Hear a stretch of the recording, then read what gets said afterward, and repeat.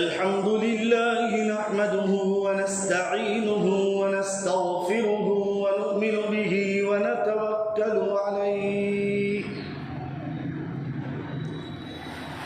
ونعوذ بالله من شرور أنفسنا ومن سيئات أعمالنا من يهده الله فلا مضل له ومن يضلله فلا هادي له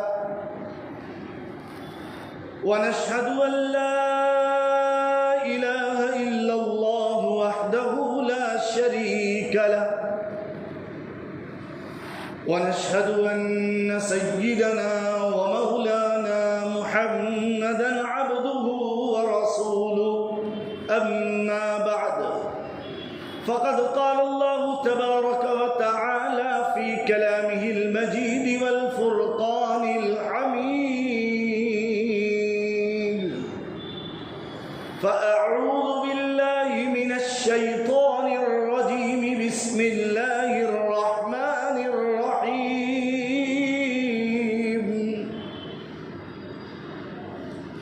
محمد رسول الله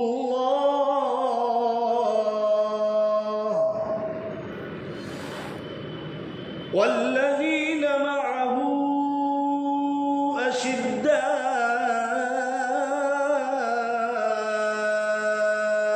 على الكفار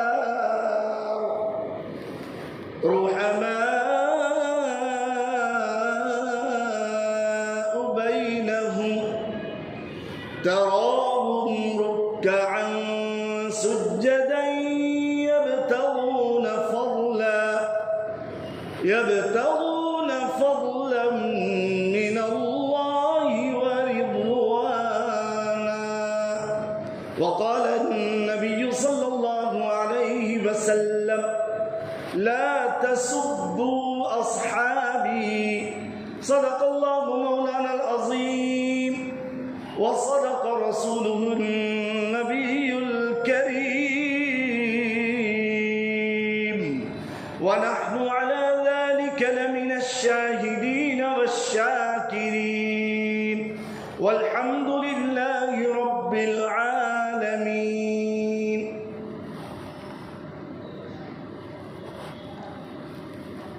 اسلام کی عظمت کے مینارے ہیں صحابہ،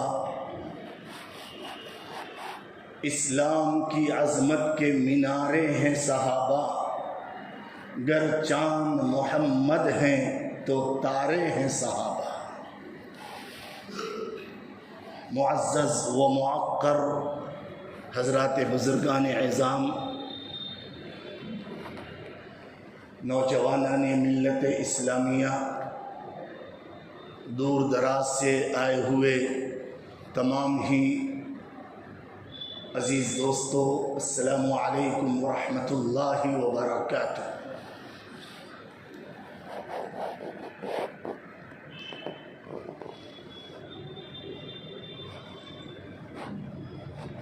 قرآن پاک کی جس آیت کریمہ کی تلاوت کی گئی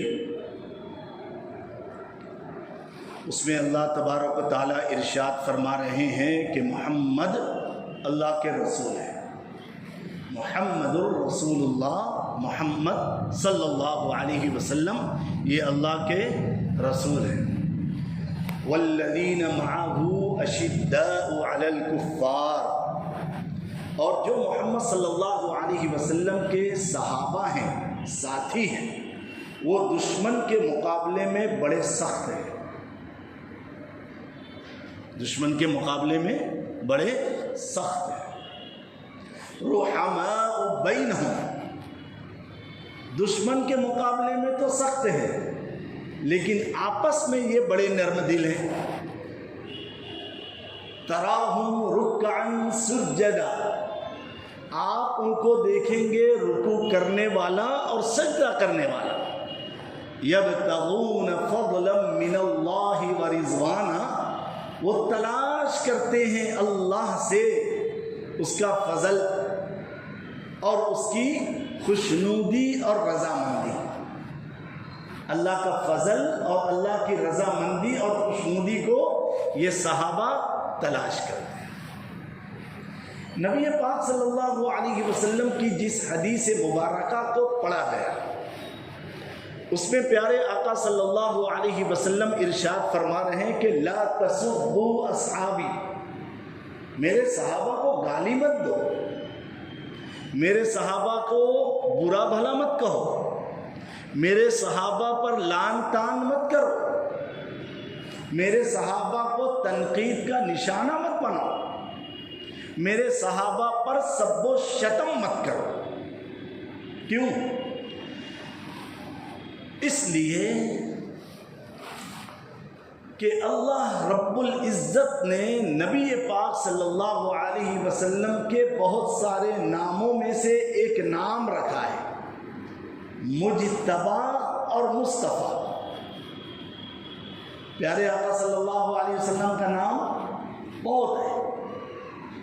قرآن پاک جب ہم اٹھاتے ہیں تو ایک طرف اللہ تبارک و تعالیٰ کے 100 نام اور ایک طرف پیارے آقا صلی اللہ علیہ وسلم کے 100 نام، ٹھیک ہے؟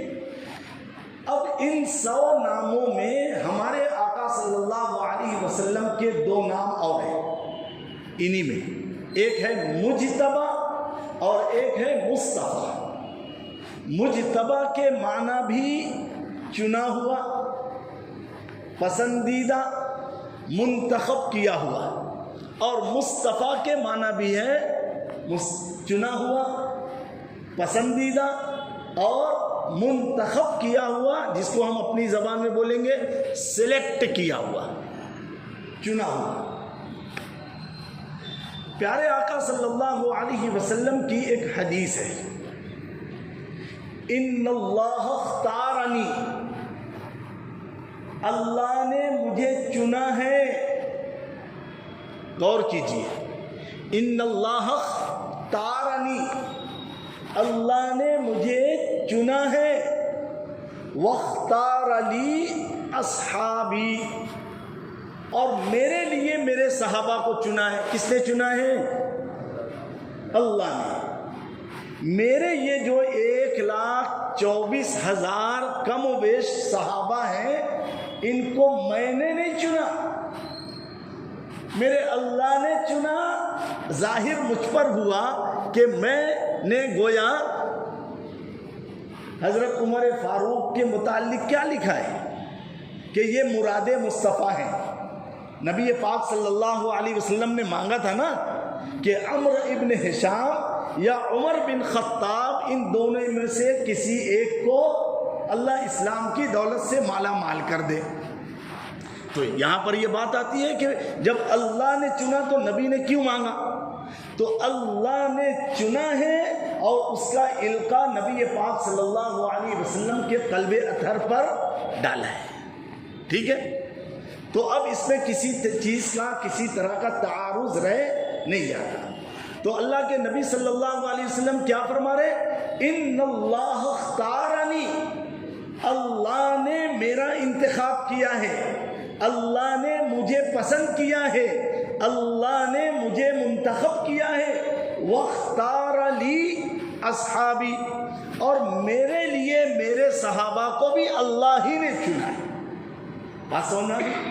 اب ہم غور کریں کہ صحابہ جو ہیں وہ اللہ کے چنے ہوئے ہیں، اللہ کے منتخب کردہ ہیں، اللہ کے پسندیدہ ہیں۔ اب اگر دنیا کا کوئی بندہ صحابہ کو سب و شتم کرتا ہے، صحابہ کے اوپر تنقید کرتا ہے، صحابہ کی شان میں گستاخی کرتا ہے، صحابہ کی ذات اور صحابہ کی بات میں کسی طرح کا نقص، خامی، کمی، کوتاہی نکالتا ہے، تو گویا اس نے اللہ رب العزت کے فیصلے پر تنقید کی ہے۔ بات سمجھ میں آ رہی ہے؟ اب میں آپ کو بتاؤں کہ کوئی بھی اسکول ہو، کوئی بھی مدرسہ ہو، کالج ہو، یونیورسٹی ہو، اس میں ایڈمیشن لینے کے لیے جب طلبہ، اسٹوڈنٹ جاتے ہیں، جس کلاس میں ان کو ایڈمیشن لینا ہوتا ہے اور پہلے سے کچھ پڑھ کر آئے ہیں یا نہ آئے ہیں، پھر بھی اس کا کسی نہ کسی طریقے سے انٹرویو یا امتحان لیا جاتا ہے. برابر ہے؟ اس کی قابلیت، اس کے اندر صلاحیت، اس کی کیپیسٹی اور اس کے اندر کیا خوبی ہے، کن ذہن ہے یا بڑا تیز اور طرار ہے، امتحان لیا جاتا ہے. اب آپ غور کیجئے کہ اللہ کے نبی صلی اللہ علیہ وسلم نے جو دین اسلام نبی پاک صلی اللہ علیہ وسلم کو دیا، وہ دین تو اب قیامت تک چلنے والا ہے. اور یہ نبی پاک صلی اللہ علیہ وسلم کی عمر مبارک کتنی ہے؟ 63 سال. اور آپ کو نبوت 40 سال کی عمر میں ملی. نبی کو نبوت کا کام، دین کا کام اور دین کے اور اسلام کے پھیلانے کا جو وقت ملا وہ کتنا ہوا؟ صرف 23 سال. 23 سال میں اللہ کے نبی صلی اللہ علیہ وسلم کو ایسی جماعت چاہیے تھی جو ادھر سے وہاں پہنچ کر یہاں پہنچ کر یہ کام، یہ مشن آگے بڑھائے. اس کے لیے اللہ نے پوری دنیا پر نگاہ ڈالی. یہ سمجھانے کے لیے بول رہا ہوں، مثال دے رہا ہوں، ہے نا. اللہ نے پوری دنیا کے اوپر نگاہ ڈالی، یہ مثال دے رہا ہوں. اللہ رب العزت نے فارس سے ایک ہیرے کو اٹھایا جس کا نام ہے سلمان فارسی. مکہ کہاں اور ایران کہاں، فارس کہاں، ہے نا. ایک بندے کو ہیرا بنانا تھا، موتی بنانا تھا، انمول بنانا تھا، بہت گراں قدر مایہ ناز بنانا تھا. اللہ نے اس کو چوائس کیا ایران فارس سے اور اٹھا کر کہاں پہنچایا؟ مکہ. کس کی گود میں؟ نبی پاک صلی اللہ علیہ وسلم کی گود میں. کیا بنے حضرت سلمان فارسی؟ رضی اللہ عنہم و رضوا عنہ. ایک بندہ یمن میں تھا، یمن میں، ٹھیک ہے. اب یمن میں اس بندے کو اللہ نے اٹھایا اور نبی پاک صلی اللہ علیہ وسلم کی فیض صحبت میں پہنچا دیا، جس کا نام حضرت ابو ہریرہ ہے. کیا نام ہے حضرت؟ کیا بنے وہ؟ تقریباً 4.5 پونے 5 ہزار کے لگ بھگ انہوں نے حدیثیں نقل کی ہیں. ہر وقت در مصطفیٰ پر پڑے رہے، دین کو لیا ہے، حدیث کو لیا ہے اور حدیثیں نقل کی ہیں اور لوگوں کے اندر حدیث کا علم پھیلایا ہے. ایک بندہ روم کے اندر موجود ہے. اللہ کو اسے ہیرا، اسے موتی، اسے لال، اسے گوہر اور اسے بڑا قیمتی ہیرا اور ہیرے جواہرات بنانا تھا. اللہ نے اس روم سے کس کو چنا؟ حضرت مصعب بن عمیر رضی اللہ تعالی. ٹھیک ہے. اسی طریقے سے حبشہ دیکھ لیجئے. حبشہ سے نبی پاک صلی اللہ علیہ وسلم نے حضرت بلال حبشی رضی اللہ تعالیٰ عنہ کو مکہ نبی پاک صلی اللہ علیہ وسلم کی صحبت میں بھیجا.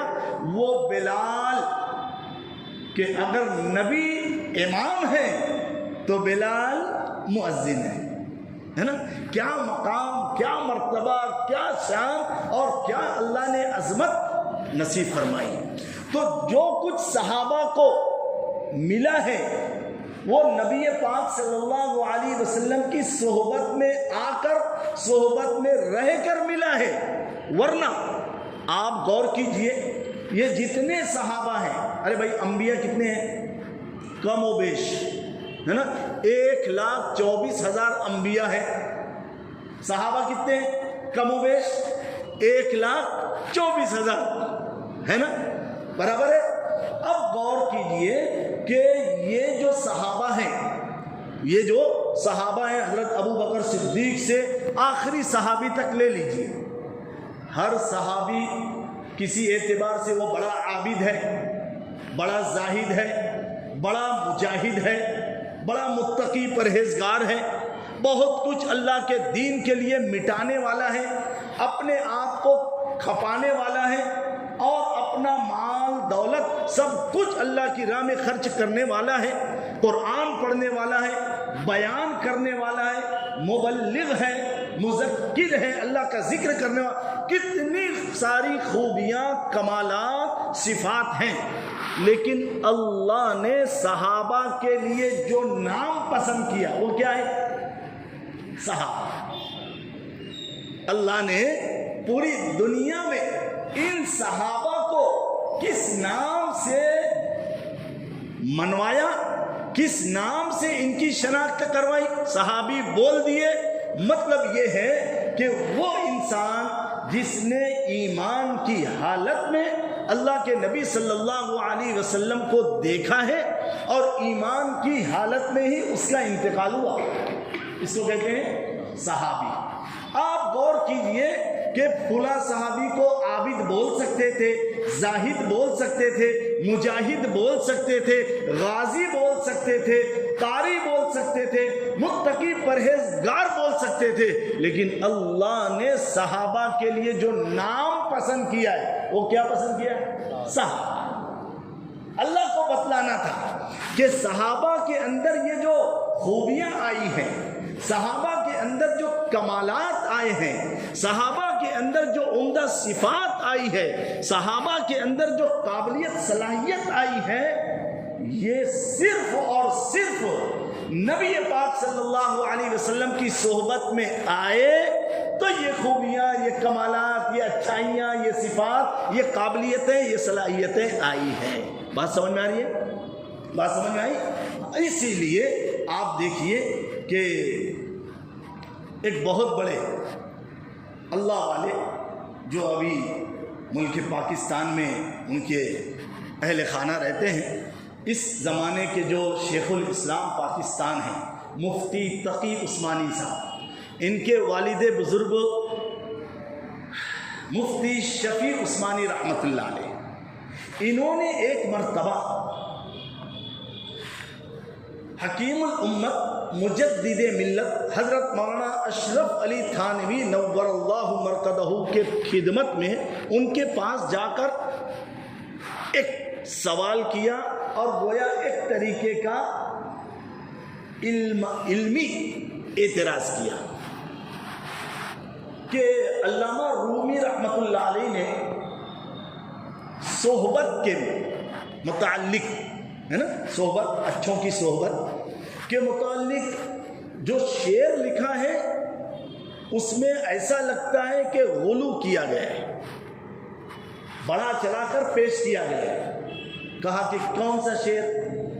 تو حضرت مفتی شفیع رحمت اللہ علیہ نے فرمایا کہ یک زمانہ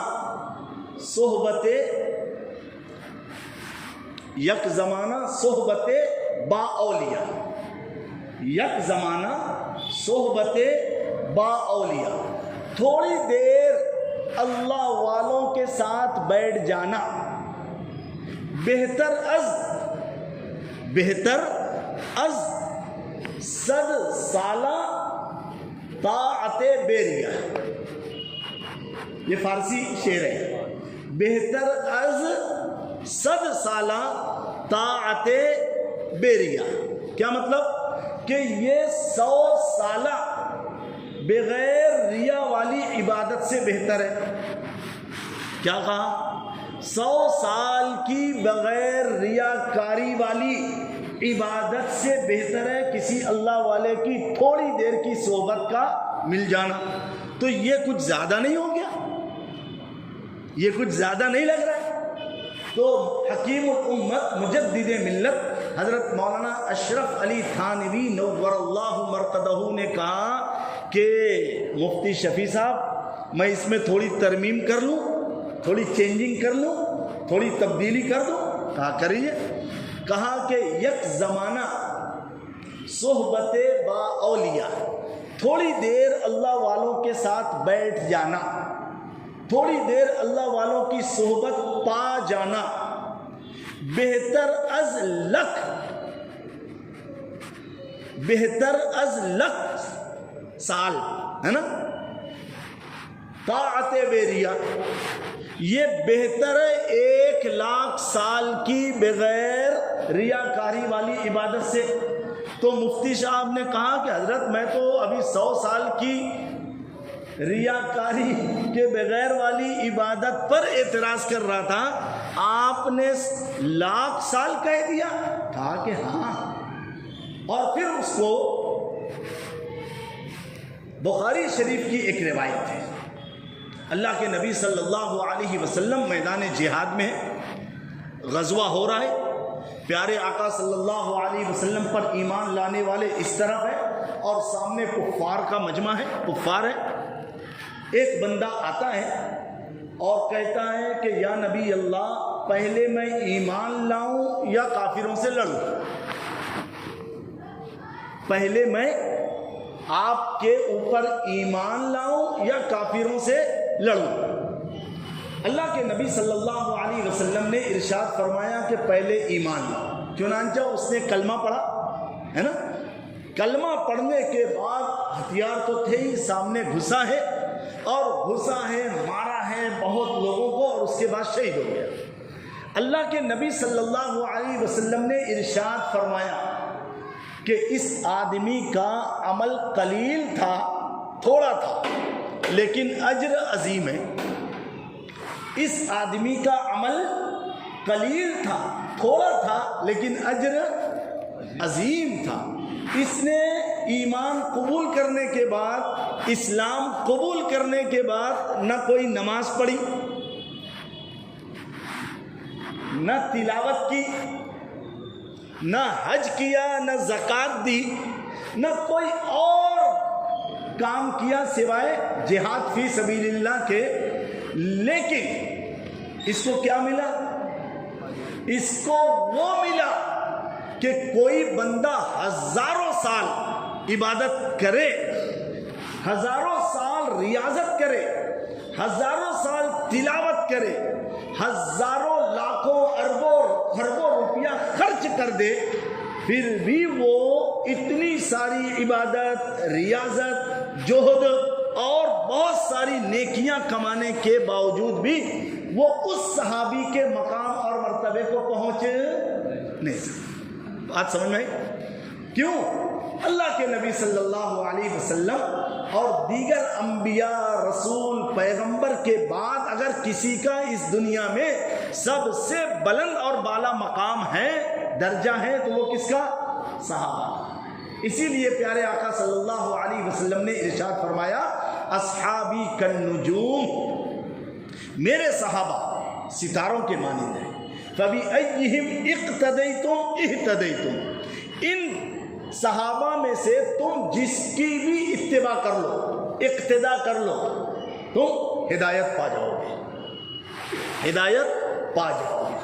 اب دنیا کے اندر کچھ طبقے ہیں, کچھ لوگ ہیں جو صحابہ پر طعن تشنیع کرتے ہیں, صحابہ پر سب و شتم کرتے ہیں, صحابہ پر تنقید کرتے ہیں, صحابہ کی نجی ذاتی زندگی میں نقص اور خامی نکالتے ہیں, ہے نا.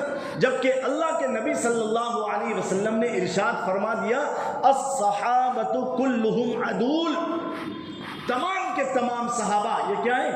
سچے ہیں, دین کے اعتبار سے پکے ہیں.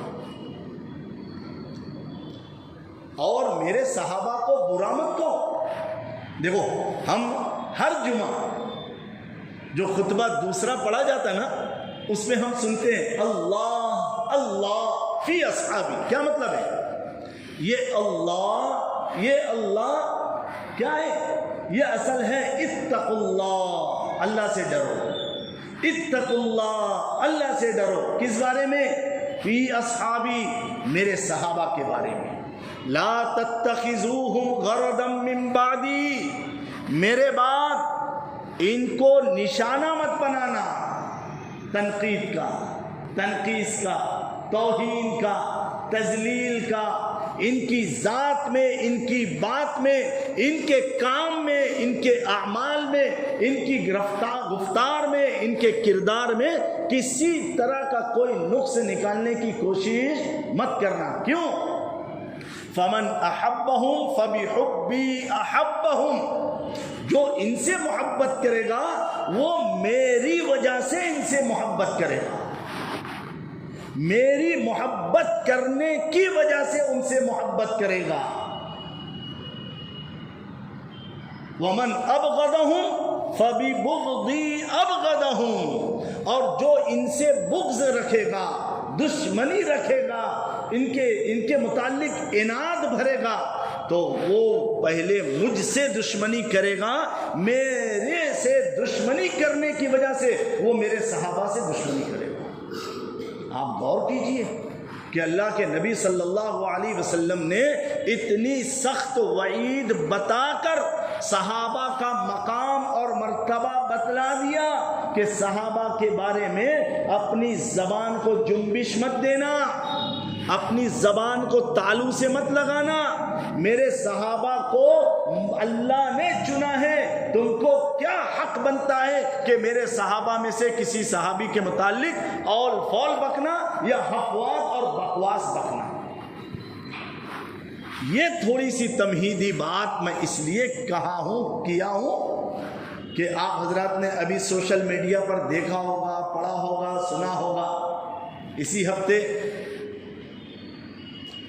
ایک مشہور عالم دین کا انتقال ہوا۔ ان کے جو نظریات تھے، ان کے جو افکار تھے، صحابہ کے متعلق ان کے دل و دماغ میں جو خلش تھی، بالخصوص حضرت سیدنا امیر معاویہ رضی اللہ تعالی عنہ کے متعلق، حضرت ابو ہریرہ رضی اللہ تعالی عنہ کے متعلق، حضرت عمرو ابن عاص رضی اللہ تعالی عنہ کے متعلق، اسی طریقے سے چند اور صحابہ کے متعلق ان کے دل اور دماغ میں خلش تھی، وہ خلش جو رافضیوں کو ہوتی ہے، وہ خلش جو شیعہ کو ہوتی ہے۔ تو اس لیے ہمیں کسی صحابی کو کبھی بھی برا نہیں بولنا ہے، کسی صحابی کے متعلق کبھی بدگمانی نہیں کرنا ہے۔ میں آپ کو حضرت سیدنا امیر معاویہ رضی اللہ تعالی عنہ کے متعلق چند اہم اور ضروری باتیں بتلاؤں تاکہ پتہ چلے کہ جن صحابی کو گالی دی جا رہی، جن کو منافق کہا جا رہا، جن کو طاغی کہا جا رہا، جن کو باغی کہا جا رہا، جن کو برا بھلا بولا جا رہا، ان کا مقام مرتبہ اللہ کے نبی اور اللہ کے نزدیک کتنا بلند اور بالا ہے۔ پیارے آقا صلی اللہ علیہ وسلم ایک مرتبہ اپنی زوجہ حضرت ام حبیبہ رضی اللہ تعالی عنہا، جو حضرت سیدنا امیر معاویہ کی سگی بہن ہے، ان کے مکان میں گئے، دیکھا کہ حضرت ام حبیبہ اپنے بھائی بہنوں کو سامنے رکھ کر حضرت امیر معاویہ کو بڑی غور سے دیکھ رہی ہیں۔ نبی پاک صلی اللہ علیہ وسلم مکان میں داخل ہوئے تو دیکھا کہ میری بیوی ام حبیبہ اپنے بھائی امیر معاویہ کو بہت پیار سے، بڑی محبت بھری نظروں سے دیکھ رہی ہے۔ نبی پاک صلی اللہ علیہ وسلم نے اپنی بیوی ام حبیبہ سے پوچھا، اپنے بھائی بہنوں سے بڑی محبت ہے؟ تو ام حبیبہ رضی اللہ تعالی عنہا نے ارشاد فرمایا کہ کس کو اپنے بھائی بہنوں سے محبت نہیں ہوتی؟ اب جواب سنیے، نبی پاک صلی اللہ علیہ وسلم نے جواباً ارشاد فرمایا کہ میں بھی معاویہ سے محبت کرتا ہوں اور اللہ بھی معاویہ سے محبت کرتے ہیں۔ کتنی بڑی شہادت ہے، کتنی بڑی گواہی ہے اور کتنی پاورفل گارنٹی ہے کہ اللہ بھی معاویہ سے محبت کرتے۔ ایک مرتبہ حضرت نبی پاک صلی اللہ علیہ وسلم اپنی حاجت سے فارغ ہونے کے لیے تشریف لے گئے۔ حاجت سے فارغ ہونے کے بعد جب لوٹے پلٹے تو دیکھا کہ حضرت امیر معاویہ لوٹے میں پانی لے کر کھڑے ہیں۔ باادب با ملاحظہ اللہ کے نبی صلی اللہ علیہ وسلم بڑے خوش ہوئے اور یہ ارشاد فرمایا کہ اگر تمہیں حاکم بنایا گیا تو نیک لوگوں کے ساتھ نیکی کرنا اور برے لوگوں کے ساتھ عفو و درگزر کا معاملہ کرنا. کیا فرمایا؟ جو نیک ہوں گے آپ کی حکومت میں ان کے ساتھ کیا کرنا؟ بھلائی نیکی کرنا، اور جو برے ہوں گے ان کے ساتھ عفو درگزر، ان کو معاف کر دینا. حضرت امیر معاویہ فرماتے ہیں کہ مجھے اسی وقت یقین ہو گیا کہ میں زندگی کے کسی بھی وقت حاکم، امیر المؤمنین، خلیفۃ المسلمین اور مسلمانوں کا بڑا بنایا جاؤں گا. ایک مرتبہ اللہ کے نبی صلی اللہ علیہ وسلم نے حضرت امیر معاویہ کو یہ دعا دی، اللہم علم معاویۃ الکتاب والحساب وقہ العذاب. اے اللہ اس معاویہ کو قرآن پاک اور حساب کا علم سکھا دے. حساب ہے نا، اس کا علم سکھا دے. وقہ العذاب، اور اللہ معاویہ کو عذاب سے بچا لے. کتنی پاورفل دعا ہے. حضرت امیر معاویہ کے متعلق اللہ کے نبی صلی اللہ علیہ وسلم کی یہ دعا بھی ملتی ہے.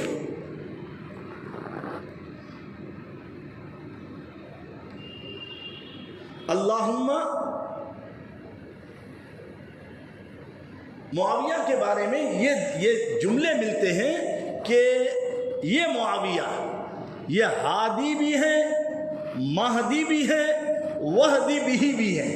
یعنی اللہ نے ان کو ہادی بنایا، یہ لوگوں کو ہدایت کریں گے اور ان کے ذریعے سے ہدایت بھی عام ہوگی اور یہ خود ہدایت یافتہ ہے.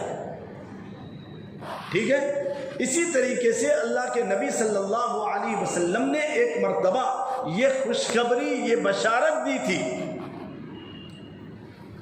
کہ اول جیش من امتی یغزون البحر قد اوجبوا. میری امت میں سب سے پہلا سمندری جو جنگی جہاز ہوگا وہ اسلام کی نشر و اشاعت کے لیے جو لڑائی لڑے گا، قد اوجبوا، ان کے لیے جنت واجب ہے. تاریخ کے صفحات میں یہ بات ملتی ہے، لکھی ہے کہ اسلام کی نشر و اشاعت کے لیے سمندری جو جہاز، سمندری جو بیڑا سب سے پہلے بنایا ہے وہ حضرت سیدنا امیر معاویہ رضی اللہ تعالیٰ عنہ کے حصے اور مقدر میں آیا. آپ کو بتاؤں کہ اللہ کے نبی صلی اللہ علیہ وسلم کے اوپر جب قرآن پاک نازل ہو رہا تھا تو بہت سارے صحابہ اس قرآن پاک کو پتھروں کی سل پر، درختوں کی چھالوں پر، درختوں کے پتوں پر اور جانوروں کے چمڑوں پر لکھ لیا کرتے تھے، محفوظ کر لیا کرتے تھے. ان بہت سارے صحابہ میں جو زیادہ تر قرآن پاک کی آیتوں کو لکھ کر محفوظ کرنے کا کام کیا ہے، اس میں سر فہرست حضرت سیدنا امیر معاویہ رضی اللہ تعالیٰ عنہ کا نام نامی اس میں گرامی بھی آتا ہے. بہت بڑی تعداد میں قرآن پاک کی آیتیں حضرت سیدنا امیر معاویہ رضی اللہ تعالیٰ عنہ نے ڈائریکٹ کس سے؟ حضرت نبی پاک صلی اللہ علیہ وسلم سے سنی ہے اور اسے محفوظ کیا ہے.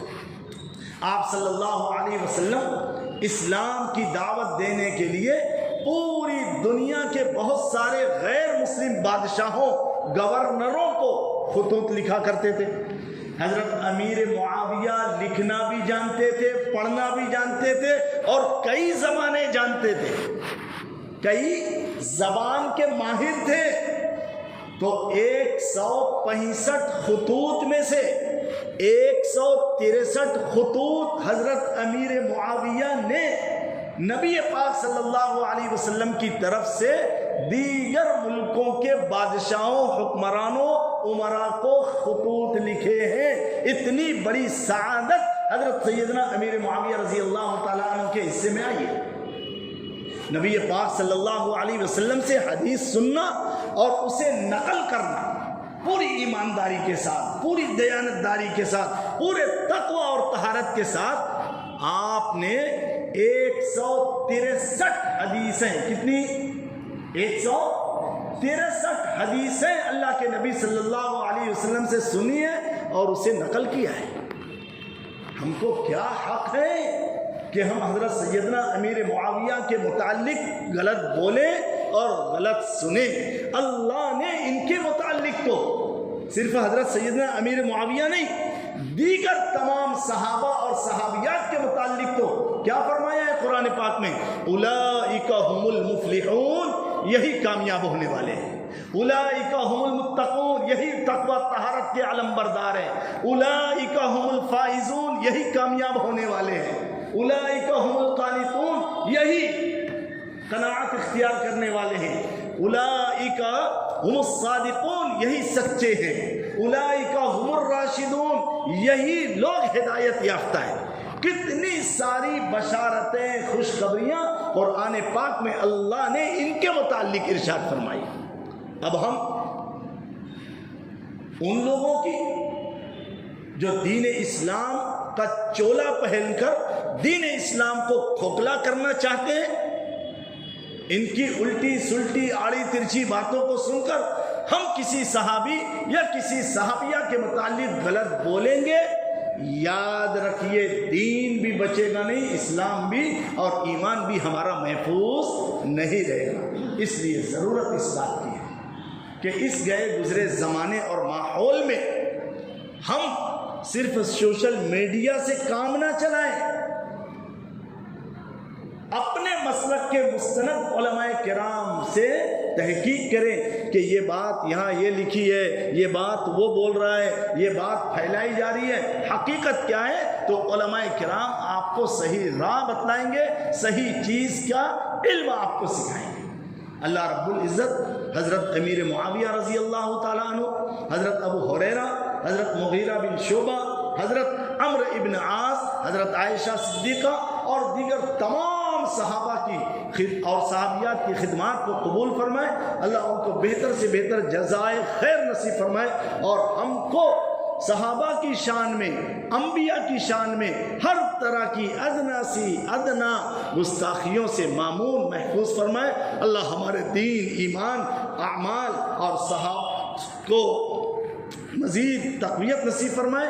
اللہ رب العزت صحابہ سے سچی الفت، سچی عقیدت، سچی محبت نصیب فرمائے۔ وآخر دعوانا الحمد للہ رب العالمین۔